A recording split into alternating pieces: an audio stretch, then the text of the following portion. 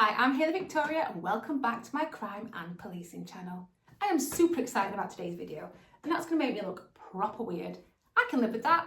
I can live with you guys thinking I'm weird because I am. We are looking at poison. Now poison is one of my favourite subjects because it's been used for centuries to murder people. People have been offing people left, right and centre with poison for a long time. The poison of choice was arsenic, of course, right up until 1836, when that came to an abrupt halt with the implementation of the Marsh test. So James Marsh ruined it for everybody who was using arsenic to claim on inheritance generally, which is why it was known as inheritance powder, when he discovered the presence of arsenic in people's bodies. Wow, well done, James Marsh. But as I said, it was called inheritance powder. People used it to off their husbands, their wives, mother-in-laws, their own children to claim on life insurance. What the hell, guys? You guys were brutal. Thankfully, that doesn't happen anymore. But that doesn't mean that people aren't still poisoning people. You see it all the time in the news. In fact, recently, some summer camp guy in England was being charged with poisoning people with sweets at the summer camp. Like, come on, guys. As you know, if you watch my channel, I've covered lots of different poison stories. Today we are looking at a particular strand of serial killer. We are looking at medical professionals who've used poison in their dealings.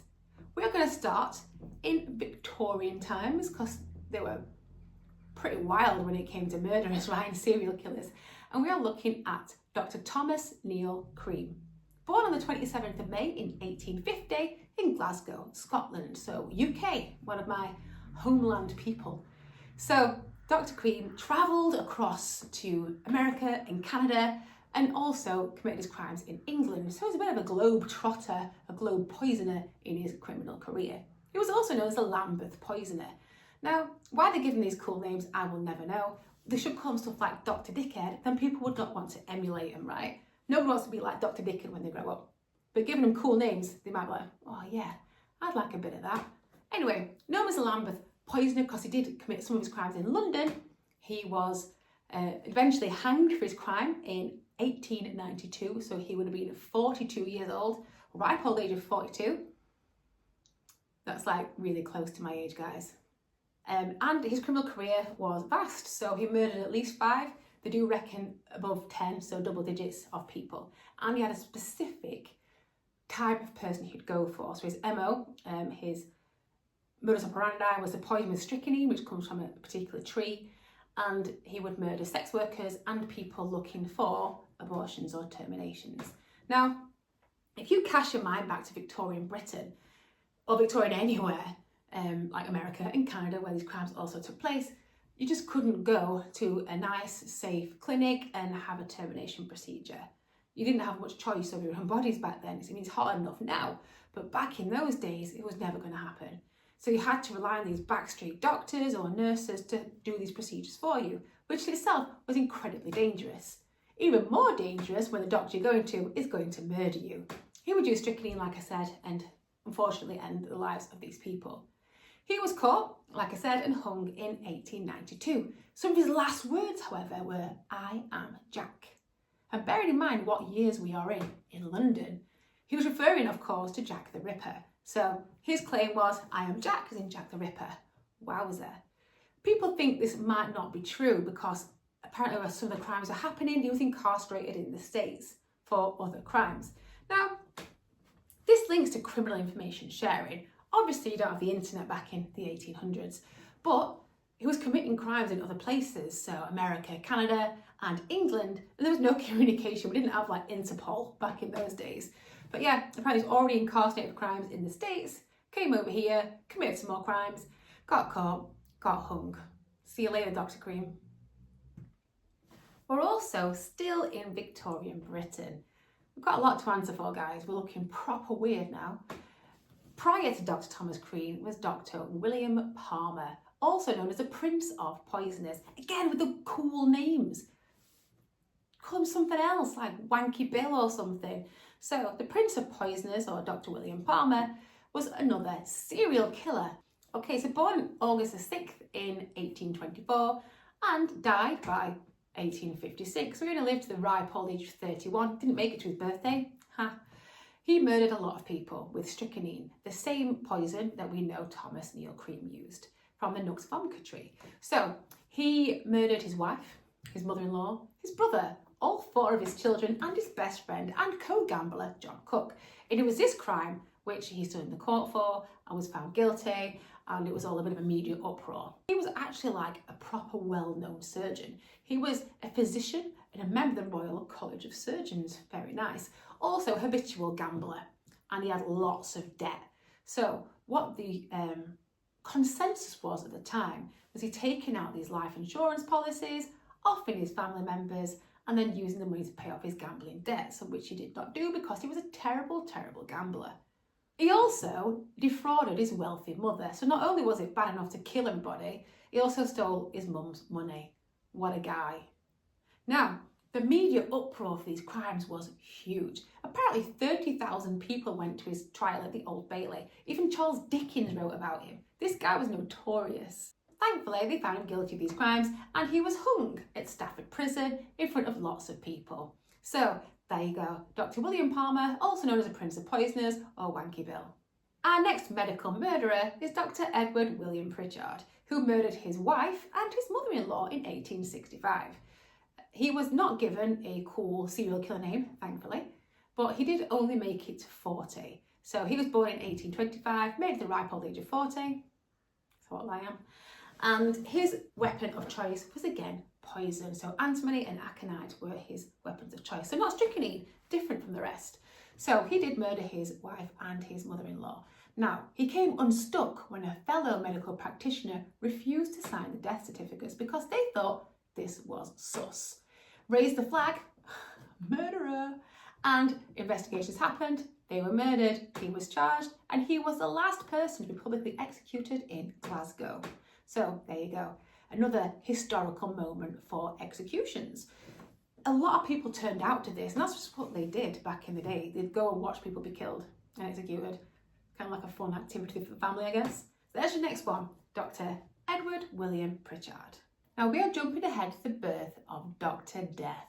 Another one called Dr. Death. There are 2 of these. So as we know, we've got Harold Shipman, who's known as Dr. Death, as is Michael Swango, who was practicing before you, Shipman, sorry. So Michael Swango, born in 1950, was dubbed Dr. Death. Apparently he murdered over 60 people with poison.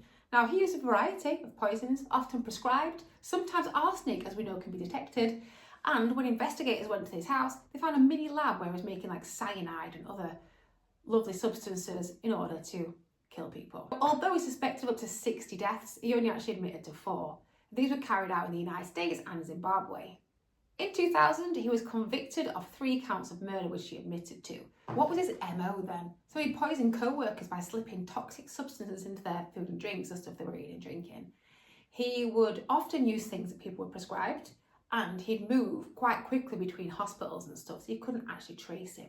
Let's have a look at how he was caught. So wherever he worked, in the UK or Zimbabwe, a string of suspicious deaths followed and illnesses. Now in 1984, like I mentioned, people raided his house and found a mini lab where he was making things like ricin and cyanide. In 1985, he was arrested for poisoning co-workers in Illinois, and he served 2 years in prison. They let him out, guys. Why would you let him out? After his release, he forged some documents so he could continue working in medical fields, and he booked off to Zimbabwe. When he was there, he murdered loads of people. However, in 1997, he returned to the United States and was arrested immediately. In 2000, he pleaded guilty to 3 counts of murder, of which he is serving 3 sentences with no chance of parole. He's in there for life. Probably a best idea, right, Michael? And as this case highlighted these errors, people are now much tighter when vetting medical professionals. So if one positive thing came out of this case is that these procedures are a lot stricter now. And that's Michael Swango. Next on our list is Donald Harvey. Now, a medical practitioner from the United States, a hospital orderly, also known as a doctor in some research, so we just know he worked in a hospital, right? He murdered claimed to have murdered 87 people. Wow. And this was through a variety of different poisons and also smothering. Now, a little bit of forensic psychology into this one. He enjoyed it. He got a thrill, so a bit of a thrill seeker. So if we look at the Holmes and Holmes serial killer typologies, he was part of the hedonistic thrill seeker typology there. At the time, he said he was putting people out of his misery. and later admitted, actually, I just like doing it.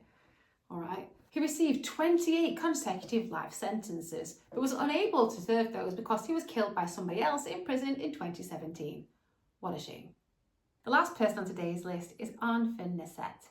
Now, we're travelling all the way to Norway for this one. He was born in 1936. However, his crimes took place in the 70s and 80s. He would murder elderly people in his care. He's confirmed that he murdered 22 people. However, the actual toll, we're looking at least 138. So not quite as many as Harold Shipman, but that's up there, right? 138 victims of this horrendous person. Now, he's actually been released from prison, so he's out there somewhere living under a different name. How was he uncovered, and what are the details in this case? He used two specific poisons, which I'm going to read so I pronounce them, I think, properly. There was Curacet, a muscle relaxant, and succinylmethonium chloride, and that causes paralysis and respiratory failure, and that's what he used on these people. Now, if you think about the elderly patients that were in his care, so he works in a nursing home, respiratory failure is kind of something that happens anyway when people are end-of-life care. Now, a journalist was a little bit concerned. They were like, there's a lot of people dying at this place. And then staff were like, why are we ordering so much Curacet? Why are we ordering so much of this particular drug? This is unusual. So we've got an inquisitive journalist thinking that's a lot of death announcements. We've got staff going, this is weird. When there's questions like, oh, I'm just killing wild dogs. That's what I'm using it for. Yeah, sure. He was convicted in the 1980s with a maximum of 21 years, which is the maximum sentence where he was. Released in 2004 after serving 12 years under an assumed name. And I don't think we've heard from him since, to be fair. But yeah, that's the last one on our list today. So there you have a list of famous medical practitioners who've used poison in their crimes. I hope you found this interesting. I love stuff like this. Please keep requesting stuff. I love all the messages you send me. I really do like it when we have chats and stuff. So reach out, send me your theories. It's proper fun. And I'm looking forward to hearing from you all soon. In the meantime, stay safe, look after yourselves, look after each other, and please do not commit any crimes.